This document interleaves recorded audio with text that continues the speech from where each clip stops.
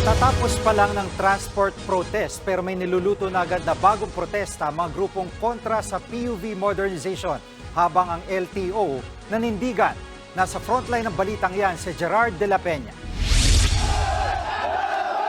Mag-aalas 12 ng madaling araw nang magsialisan ng mga miyembro ng Piston at Manibela na nagsagawa ng kilos protesta sa Espanya Boulevard at Welcome Rotonda.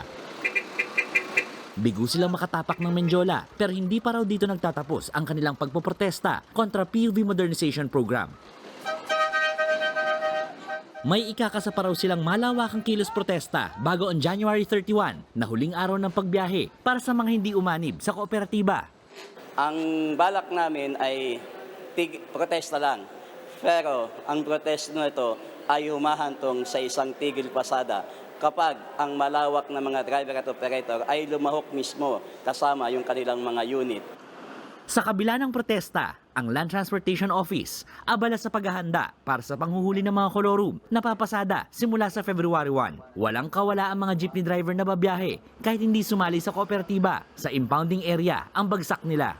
Punong-puno na ng mga sakyan dito sa bakuran ng LTO main office dito sa Diliman sa Quezon City. At hindi lang ito basta mga sakyan. Ito yung mga na-impound na mga jeepney, bus, taxi, UV Express at pati na rin mga pribadong sakyan.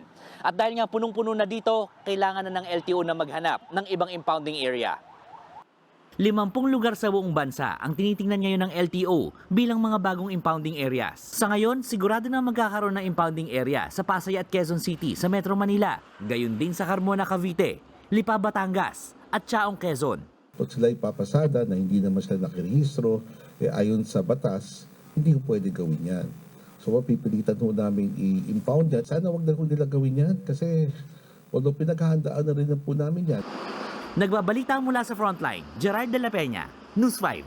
Mga kapatid, Lucy Cruz Valdez po, maging maalam at may pakialam sa mga napapanahong balita sa bansa.